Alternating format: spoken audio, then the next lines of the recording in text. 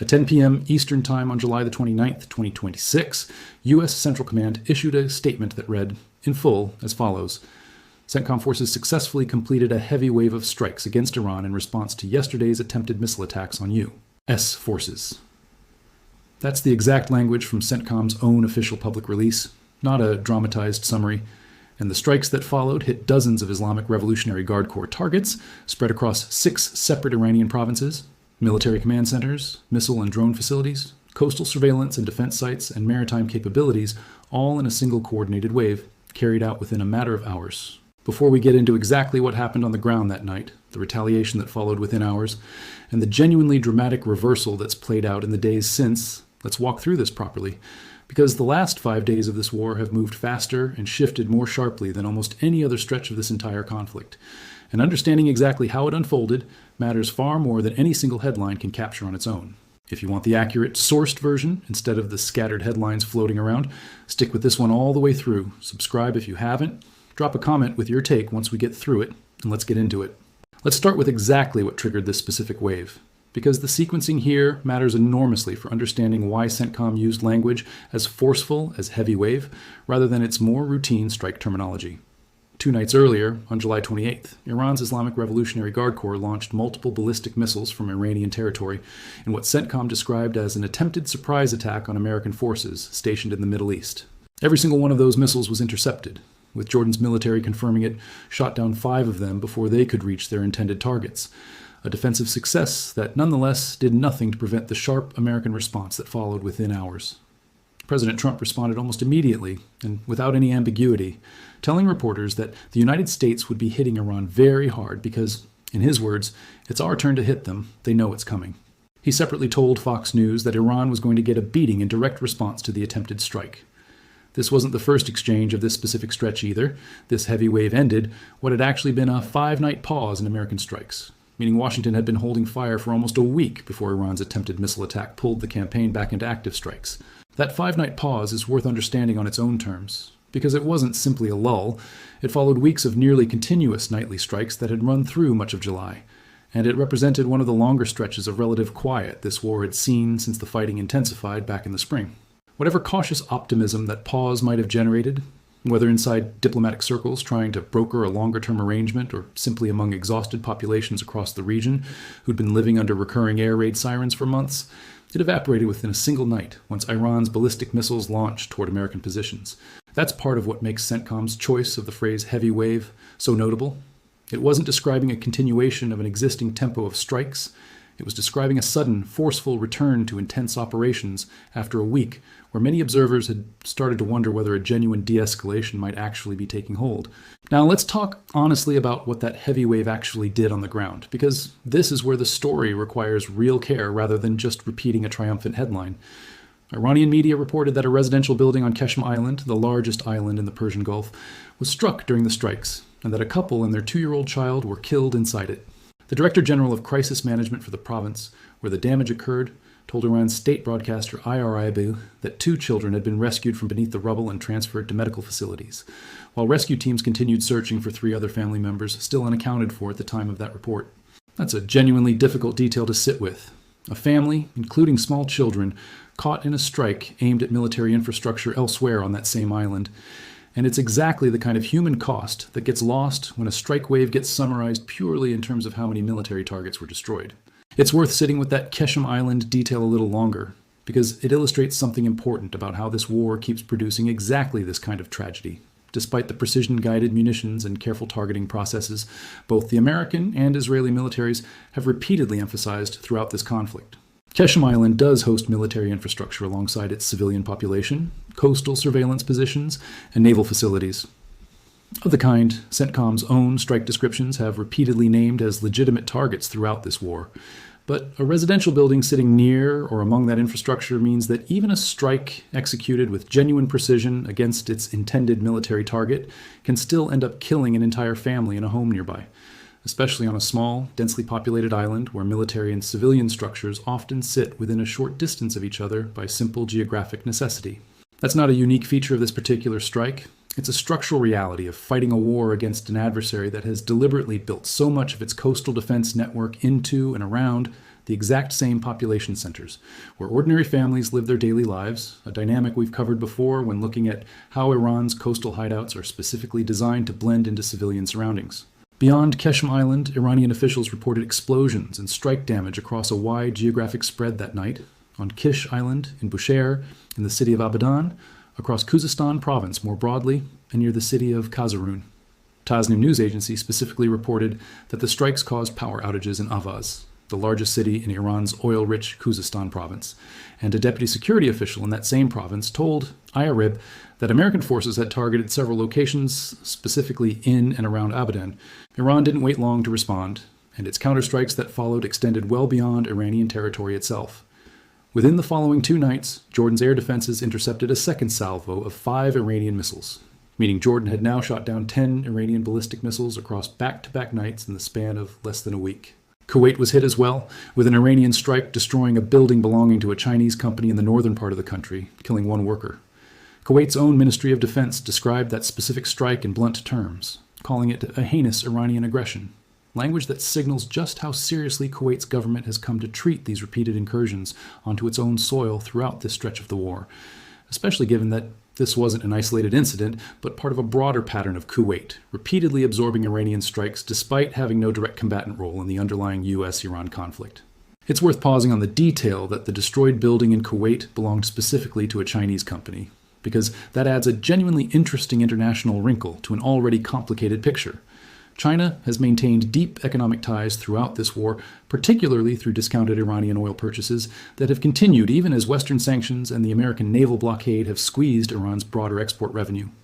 A Chinese company operating in Kuwait getting caught in Iranian crossfire complicates Beijing's carefully balanced position of maintaining commercial relationships with Tehran, while publicly supporting freedom of navigation through the strait, and it's exactly the kind of incident that could push China toward a more assertive diplomatic posture, if Chinese nationals or Chinese commercial interests keep ending up as collateral damage in strikes aimed at American-aligned Gulf states. What happened next is genuinely one of the more remarkable escalation sequences of this entire war, because rather than settling into another round of tit-for-tat exchanges, the pace of events accelerated dramatically towards something far more serious. The United States held its fire over Iran for a second consecutive night following the heavy wave, but that pause wasn't a sign of de-escalation. It was reportedly the calm before a considerably larger storm. The Wall Street Journal reported that President Trump had ordered a new multi-day wave of strikes specifically aimed at forcing what the journal's sourcing described as Iran's surrender, a phrase that represents a meaningfully different objective than the more limited, tit-for-tat, retaliatory strikes that had characterized most of this war up to that point. CBS News separately reported that joint American and Israeli military planning was underway targeting Iranian energy infrastructure directly, with officials reportedly weighing whether to launch this expanded campaign over the August 1st and 2nd weekend specifically, and with participants in the planning reportedly discussing wrapping the operation up before financial markets opened again on Monday morning,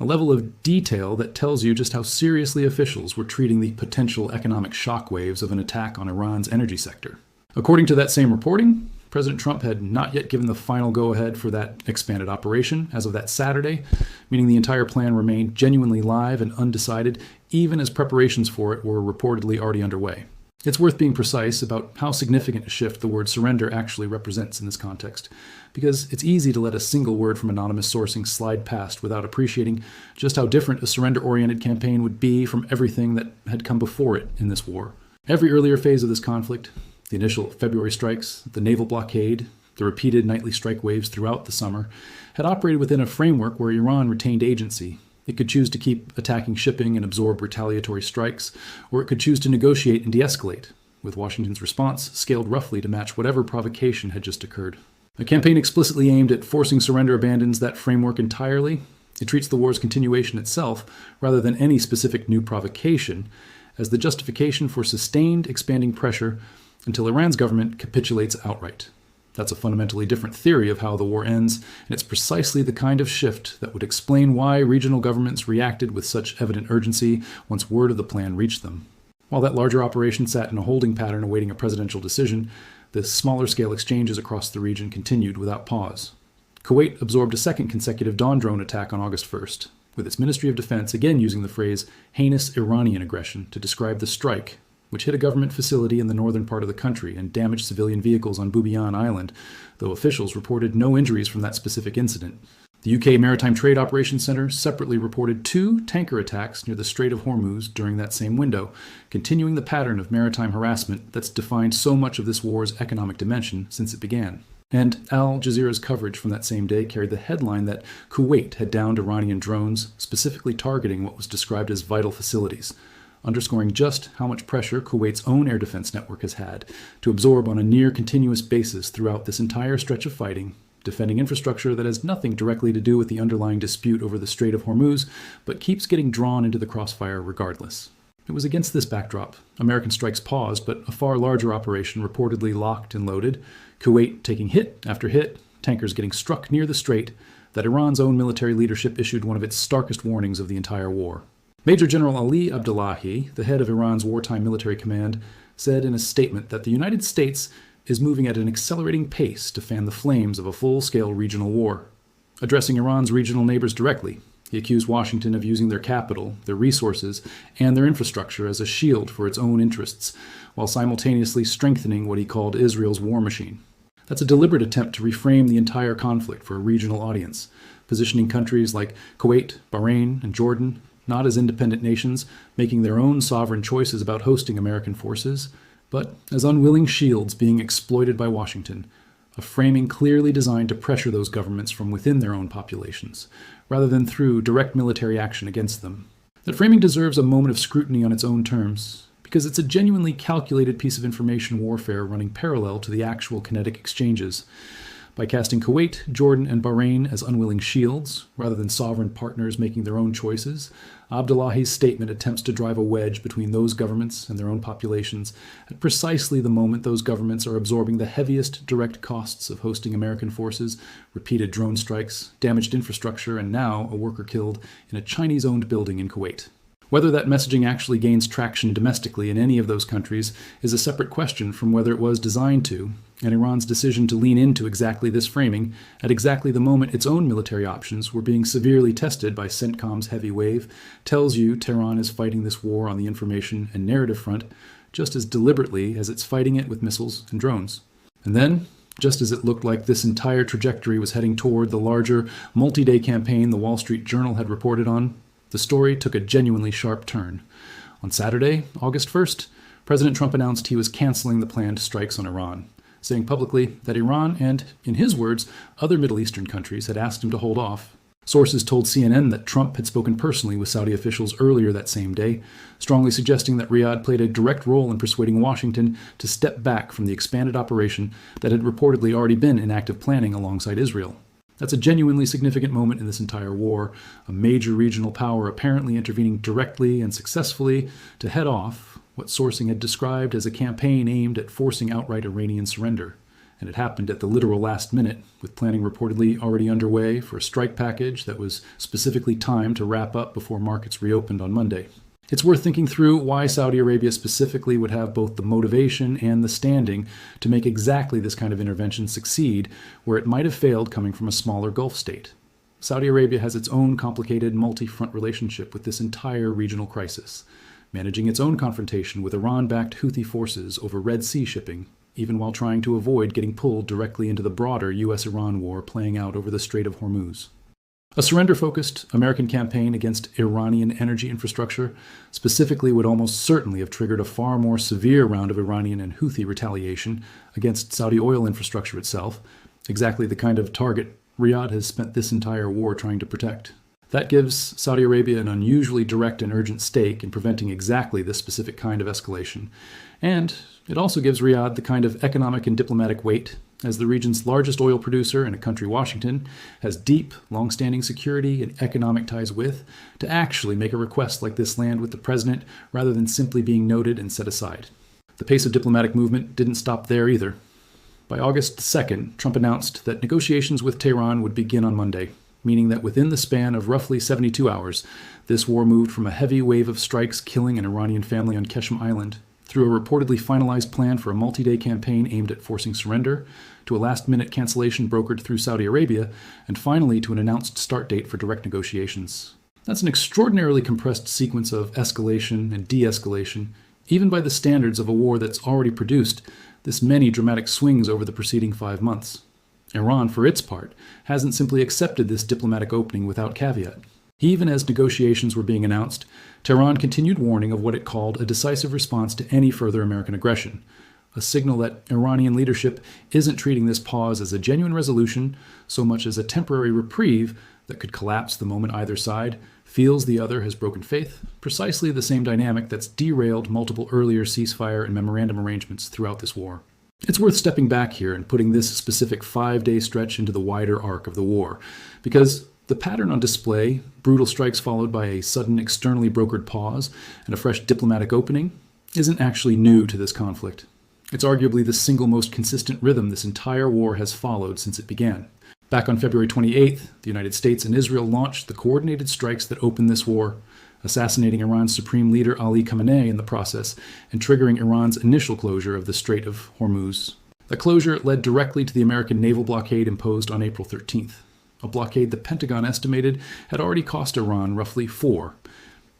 billion in lost oil revenue by the start of May. Strikes on May 7th specifically targeted sites in southern Iran and Tehran in response to Iran targeting American warships during a separate operation. Showing this exact rhythm, provocation, overwhelming American response, brief pause, renewed provocation, was already well established months before this latest heavy wave and its subsequent walkback even happened. Looking across the full 5-month arc of this war, the striking thing isn't any single strike or any single ceasefire attempt. It's how consistently this cycle has reasserted itself despite multiple genuine efforts to break out of it. The June Memorandum of Understanding was supposed to be exactly that kind of breakout moment, a negotiated framework meant to actually end the fighting rather than simply pause it temporarily. And it collapsed within 2 weeks once Iran resumed attacks on commercial shipping. Each individual round of strikes, from the opening operations in February through the naval blockade in April, the May strikes on southern Iran and Tehran, and now this latest heavy wave in late July, has been accompanied by officials and observers on both sides periodically suggesting that this particular round might finally represent the turning point toward a lasting resolution. None of those predictions have held up for more than a few weeks at most, which is worth keeping firmly in mind when evaluating how much weight to put on the negotiations beginning today. What makes this most recent cycle particularly worth understanding, though, is just how close it apparently came to crossing into a fundamentally different category of war before Saudi Arabia's intervention pulled it back. Every previous round of this conflict, going back to February, had largely operated within a framework of retaliatory, proportional in intent strikes, responding to specific Iranian provocations with specific American counterstrikes against military infrastructure. The Wall Street Journal's reporting about a campaign explicitly aimed at forcing Iran's surrender represents something categorically different, a shift from managing and degrading Iran's capability to actively pursuing regime capitulation. And the CBS reporting about joint planning against energy infrastructure specifically suggests that campaign would have moved beyond the missile sites, coastal positions, and command centers that had dominated target lists up to that point and into the kind of broader economic infrastructure that would inflict pain on Iran's civilian population and its entire economy simultaneously. That's exactly the kind of escalation that appears to have triggered such urgent, last-minute diplomatic intervention from Saudi Arabia and other regional governments. Gulf states have spent this entire war walking an extraordinarily difficult line, hosting American forces and depending on American security guarantees, while simultaneously absorbing wave after wave of Iranian retaliatory strikes on their own soil, strikes on Kuwaiti infrastructure, drone attacks on government facilities, tanker attacks near their own coastlines, precisely because of their association with Washington. A campaign explicitly aimed at forcing Iranian surrender, rather than simply managing the conflict toward some eventual negotiated settlement, would almost certainly have triggered an even more severe and sustained round of Iranian retaliation against exactly those same Gulf states, which gives Saudi Arabia and its neighbors an extremely direct and urgent stake in preventing that kind of maximalist campaign from ever actually launching, regardless of how they might feel about the underlying dispute over the Strait of Hormuz itself. There's also a genuinely important economic dimension buried in the CBS reporting that deserves its own attention. The detail about timing the operation to wrap up before financial markets reopened on Monday. That's not an incidental scheduling detail. It reflects an explicit awareness within the planning process that a strike campaign against Iranian energy infrastructure specifically would trigger significant market disruption, and a deliberate attempt to manage or minimize that disruption by controlling exactly when the operation started and finished, relative to the trading week. That level of granular economic planning woven directly into military operational planning tells you something important about how thoroughly intertwined the military and economic dimensions of this war have become. By this point, 5 months in, with markets, oil prices, and shipping insurance now functioning as genuine strategic considerations that shape the timing of military decisions themselves, not just downstream consequences that get dealt with after the fact. Let's also be honest about what this pause does and doesn't actually tell us, because there's a meaningful difference between a canceled operation and a resolved conflict. Trump's own framing of the cancellation, that Iran and other Middle Eastern countries asked him to hold off, suggests this was fundamentally a diplomatic intervention rather than any kind of American reassessment of Iran's remaining capability or willingness to fight. Iran's continued warning of a decisive response to any further aggression, issued even as negotiations were being announced for the following Monday, tells you Tehran isn't treating this moment as a genuine off-ramp, so much as a temporary window that could close again quickly if the negotiations don't produce results Iran considers acceptable. And Major General Abdullahi's warning about the U.S. fanning the flames of a full-scale regional war, issued just one day before Trump's cancellation announcement, shows that even as the diplomatic track was opening, Iran's own military leadership was still actively working to shape the narrative among Gulf populations in ways that suggest genuine, lasting de-escalation remains far from guaranteed. So where does this actually leave things as negotiations begin today? And what should you watch for as the more meaningful signals here, rather than reacting purely to whichever headline lands first?